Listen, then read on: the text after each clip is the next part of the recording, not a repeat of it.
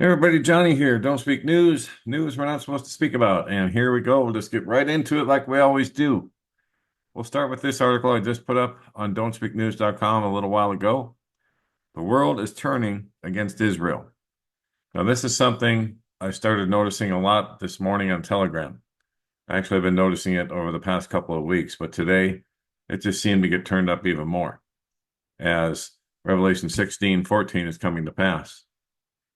For they are demonic spirits performing signs who go abroad to the kings of the whole world to assemble them for the battle on the great day of God the Almighty, which is, of course, Armageddon. That's where all of this is leading to, not just around Israel, but worldwide. So I believe that scripture is what we're seeing play out in the world today. As you can see, many nations who were once in full support of Israel and their so-called right to defend itself are now starting to turn against Israel, even the United States.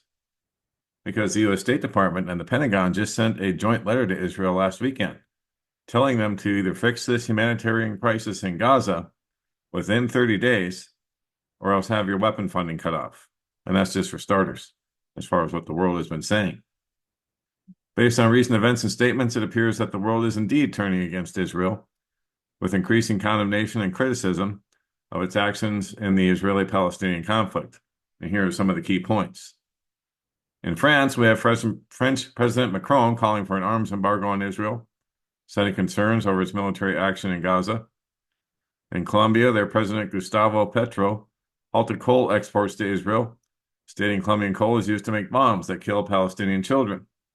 And in Turkey, the Turkish Foreign Minister Hakan Fidan warned that an Israeli ground invasion of Gaza could turn into a massacre. And Turkey voted against condemning Hamas at the United Nations. And the Egyptian President Abdel Fattah el-Sisi warned that a ground invasion of Gaza would cause many, many civilian casualties, as we know it already has. And international organizations, the Liberal International and Renew Europe, condemned Hamas's attacks and expressed solidarity with Israel, but also recognize Israel's right to defend itself, while there are other organizations such as the UN have expressed concern over Israel's actions and called for a ceasefire. And then this morning, I saw UK Prime Minister Keir Starmer said that we are considering imposing sanctions on Smotrich and Ben-Gvir due to their statements regarding Gaza and the West Bank. And they said that these two Israeli politicians openly brag about the genocide they commit. And they do. They already do. And of course, in Gaza itself, we know the situation is dire, as there's been a blockade and siege, as Israel's tightened its grip in northern Gaza, killing at least 10 people who were queuing for food and instructing people to evacuate. The Palestinian economy, of course, has lost $3.4 billion and probably will never recover. And then there's been a lot of violence and displacement in general. And now it's turning over to Lebanon. And there's been more protests about that as well from France and others. So I think we're going to see things escalate quickly, not just in the Middle East, but at all the hot points around the world. Besides Israel, Iran, and Hezbollah, we have Ukraine and Russia, which we'll get to in a minute, China, Taiwan, and of course, North versus South Korea, all escalating at the same time, guys. In the Chinese-Taiwan situation, you had over 100 ships surrounding the island as they were rehearsing an invasion scenario, more aircraft invading the Taiwanese airspace. It's just a matter of time, guys. They're getting really close to pulling off this invasion. And all of this, think about it, all of this could happen before the November 5th fake elections here in the U.S.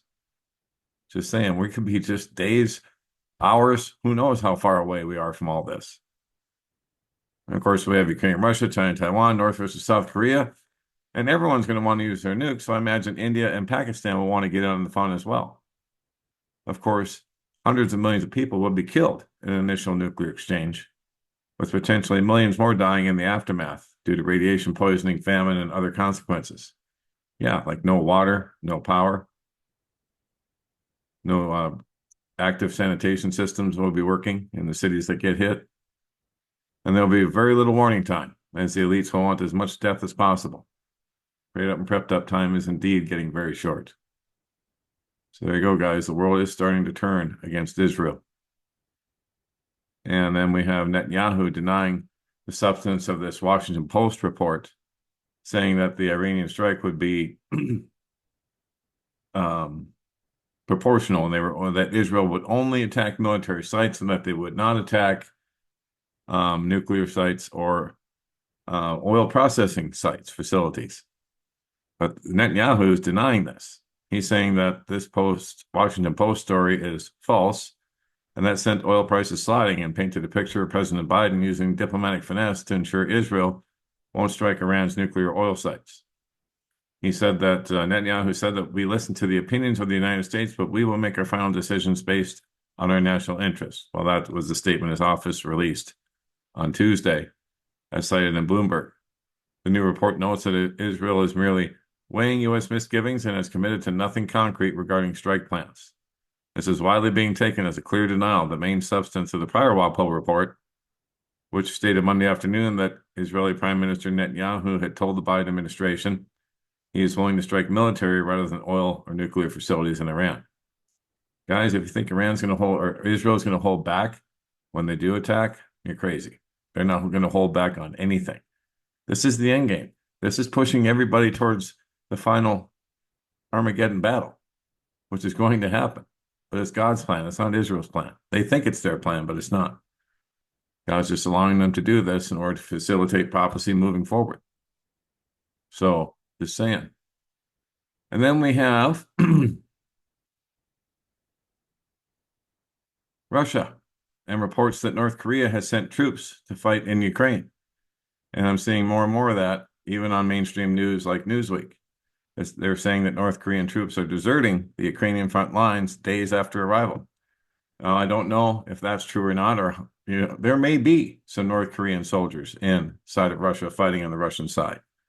And there might have been 18 North Korean soldiers believed to have deserted the Russian front line, with Kremlin fighters reportedly searching for them. The troops were deployed in Russia's Kursk and Bryansk oblasts, about 4 miles from the border with Ukraine, when they deserted. Well, did they desert or were they captured? It's hard to say, but according to this report, they deserted. Intelligence officials, cited by the broadcaster, said the Russian military is searching for the North Korean soldiers while commanders are trying to conceal the desertion from their higher-ups. It comes after reports that Moscow was planning to assemble a battalion of troops sent over by Kim Jong-un to help push Ukrainian forces out of Kursk. Well, is that true, is the question. Has North Korea already sent them? And the answer is probably not. And we'll get to that story right here. What's behind the claims that North Korea sent troops to fight Ukraine? Well, this is from Andrew Korobiko, another contributor to the website here, and this is from his Substack blog. And he says the truth will ultimately reveal itself, but for now, it's best for alt media to be skeptical. I agree. Until we see concrete evidence of a lot of troops over there, as they've been talking about, North Korean troops, that is, then there's no reason to believe it. But Kremlin spokesperson Dmitry Peskov dismissed a South Korean claim last week that North Korean troops have been sent to the Special Operations Zone to fight Ukraine. Yet Zelensky still ran with the report over the weekend, after which it was maximally amplified by mainstream media outlets like CNN. Some prominent alt media accounts also lent credence to this story too. Ukrainian media then shortly thereafter alleged that 18 of these North Korean troops went AWOL near the international border, just like Newsweek told us back over here. So the question is that true? Well, these reports coincide with 3 developments. Number 1, Germany, which is Ukraine's second largest donor, just became the latest country after Poland to max out its military support. Yes, Germany has basically cut Ukraine off from any more military aid. I think because they have to. They're probably running out. They are probably already out of ammo. Who knows? But Russia is preparing to ratify summer's updated strategic partnership agreement with North Korea that reaffirms their mutual defense commitments. And number 3, the North Korean-South Korean tensions have once again begun to worsen, as we know. The relevance of each development to these latest reports will now be explained. Regarding the first, Russia's lead in the race of logistics war of attrition will only further grow unless Western countries dig into their remaining stockpiles they preserved for meeting their own minimum national security needs in order to desperately narrow the gap. More weapons are not going to fix anything, guys. More supplies, more money, it's not going to fix anything. Now, this latest news might therefore have been concocted to pressure them into doing so on the false pretext that North Korea is directly intervening in the conflict, so it's now about democracies versus dictatorships than ever before. Yeah, well, that's really not the case. As for the second, Russia's impending ratification of its updated deal with North Korea lends a veneer of believability to these reports by making observers think it might have already secretly entered into force before this legal formality was completed. Ukraine's continued occupation of parts of Russia's Kursk region could have imbued the mutual defense aspect of their pact with a heightened sense of urgency in their minds, thus explaining why some alt media accounts also fell for what seems to be a lie. And finally, South Korea provoked the latest tensions with North Korea by flying propaganda drones over Pyongyang. And I have verified this story, guys, in several different places. And that was done several times between the 3rd and 11th of October, which could have been done in hindsight to add another layer of intrigue to these subsequent reports about North Korean troops fighting Ukraine. This artificially manufactured context might accordingly make some imagine that Russia and North Korea are jointly challenging the rules-based order, which could thus facilitate the proceeding to goals. With these 3 points in mind, it compellingly appears as though the latest reports are fake news. If it turns out there's any truth to them, however, then the purpose behind this deployment would be to bolster Russia's military logistics, replenish some of its lost forces, and help cover holes in the border and or prepare for a breakthrough if the opportunity presents itself. So the truth will ultimately reveal itself, but it's best for alt media to remain skeptical, and I would agree. Because this report that I saw on Hal Turner is also not true. Russian army on the move, utterly massive. Guys, this is the dead of winter, this particular picture in this video when it was taken. And it's only October and the temperatures are in the 50s, both in the Donbass area and also by Kiev itself. So the weather's still, although it's cold and rainy and wet, it's probably miserable there right now. There's not enough snow cover on the ground at this time of the year to say that this video is real. As you can see, everything's pretty heavily covered, and the temperatures are still too warm for that in that region right now. Don't know when this video was taken, but it wasn't recent. I have been looking all over Telegram for more information on this, and I just can't find any. And here you can see here, the U.S. threatens Israel. Resolve the humanitarian crisis in Gaza, or we will impose an arms embargo. That was one of the first things I saw this morning. Then a former U.S. defense official has warned that Israel's stockpile of Iron Dome interceptor missiles is depleting fast. And this is why, guys, they haven't been shooting down a lot of these Iranian missiles that came in the last time. And a lot of them got through. Not because the Iron Dome or the arrows couldn't hit them, but because they don't have enough ammo left to hit them with. That's the problem. And that's why the U.S. had to send over their THAAD system to try and cover some of the gap. But that's going to be limited as well. I think each system only comes with like 48 rounds or so. I could be wrong on that, so don't quote me on that, but that's what I've been reading. So with heightened threats from Iran and Hezbollah, Israel faces a critical challenge of maintaining its air defenses. Stroll highlighted concerns over the U.S.'s ability to continue supplying both Ukraine and Israel with, with munitions at the current rate, suggesting a looming tipping point. Indeed, we're at that tipping point. As I said, countries are starting to cut off Ukraine as well. And more countries are threatening to cut off Israel. So we'll see what ultimately happens. But nonetheless, that's what's going on. This Russian army on the move story does not appear to be true. Just like it doesn't appear to be true that North Korea has troops fighting actively on the Ukrainian front. They may have some there. There may be a couple squads or something, but it's not a division or anything that big. So just saying that we have to be careful on the news that we report because there's so many rumors out there, so many fake stories. Then we have this, last but not least, North Korea has blown up roads near the border with the South after warning it would completely cut ties. And like I said, this is after the South was flying propaganda drones over the capital city, Pyongyang, in North Korea here recently. So North Korea blew up parts of two major roads connected to the southern part of the peninsula on Tuesday. South Korean authorities said after Pyongyang warned it would take steps to completely cut off its territory from the south. Parts of the Gyeonggi Line on the west coast and the Donghae Line on the east coast, two major road and railway links connecting the north and south, were destroyed by explosives about 12 p.m. Korean local time, according to the Seoul's Joint Chiefs of Staff. In practical terms, the destruction of the travel route makes little difference. The two Koreas remain divided by one of the world's most heavily fortified borders, and the roads were not in use for years. But its symbolism comes at a time of a particularly fiery rhetoric between the two Korean leaders. Video shared by the South Korean Defense Ministry showed several explosions on roads on the north side of the military demarcation line that separates two Koreas. Heavy machinery, including trucks and excavators, were then deployed to at least one of the roads, which were partially blocked by a black barrier, according to the video. The JCS said the North was conducting additional works with heavy machinery at the scene, but it didn't specify any more than that.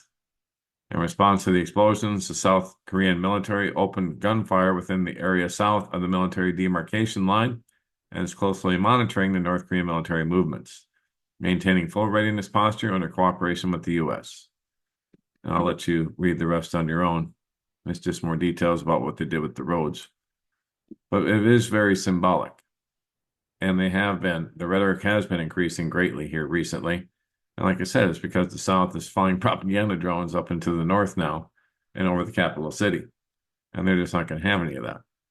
And there we go. That is it for my war and rumors of war updates for now. I'll do the best I can. Keep my eyes on all of this as always, but boy, it's not easy. Oh, before I forget, geez, how could I forget this? This is what started this report, was what I got from Leland Jones. From Inconvenient Truth by Jennifer Zhang, the CCP's IT team has been assisting Hezbollah. According to rumors on Chinese social media, the IT team sent by the CCP to assist Hezbollah in Lebanon was completely annihilated by Israel. The entire team held postdoctoral degrees or higher, all from a certain university in northwest China. The full text of this social media post says this: a message from the Circle of Billionaire Friends in Cheongshan. Salute to the doctoral IT team who died in the border area between Lebanon and Syria. They all held doctoral degrees, were secretly deployed, and excellently completed their disruption task. However, their whereabouts and coordinates were betrayed by a traitor within the local resistance organization hired by Israel's Mossad, and they were bombed to death by Israel's stealth fighter F-35. Their alma mater is a certain university in the northwest region of a certain country. Salute to the unsung heroes who cannot be publicly acknowledged for their nationality, names, or faces who died on the battlefield. And here's the actual tweet from social media. So there we go. That was sent to me by Leland Jones, actually, here a couple days ago. I'm just now getting back around to it. It's just so much going on all at once, guys. So like I said, I'm a one-man operation. I'll do the best that I can.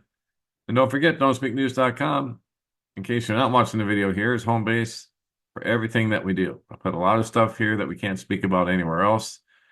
All kinds of stories, in fact. And let's go to the home page here real quick. And I'm going to scroll down a little bit and show you some of those stories as we come to like this one here. This German lawyer, Dr. Rainer Holmick, and his persecution in prison. This is news we're not supposed to speak about. That I put up here on don'tspeaknews.com. That story and many others like it, over 2,000 of them now, are all here, including this one, The Two Gog-Magog Alliances by Leland Jones. Leland sent this video my way the other day, and in it he explains to us the Gog-Magog War and the local and worldwide Armageddon. Leland helps us to make sense of what's going on in the Middle East and the world. So that video is up here as well, and many, many more like it. So if you'd like to subscribe to the website or contact me, click on this tab here. And then all the ways to contact me and to subscribe are right here. And then for channel support, and we definitely need your support. We're listener supported only. Somebody said, well, why don't you get sponsors, Johnny? Well, because nobody wants to sponsor me. Look at the news that we report. News we're not supposed to speak about. Do you think any mainstream or big sponsors are going to want to sponsor this channel? I don't think so. I've been turned down many times. Anyway, here's the way you support the channel. There's all the links to do so here. Once, monthly, yearly. You can fill in your own amounts here. And then also PayPal, Buy Me a Coffee, and the Buy Me a Coffee wish list and Cash App. Those are all the different ways you can support us. And to locate us on YouTube, BitChute, Rumble, and Telegram and other places, click this tab, and all the links to find us are right here. And that is it for now. I'll keep my eyes on this as always, guys, but prayed up and prepped up. Time is definitely short. God bless, take care. Johnny Storm, Don't Speak News.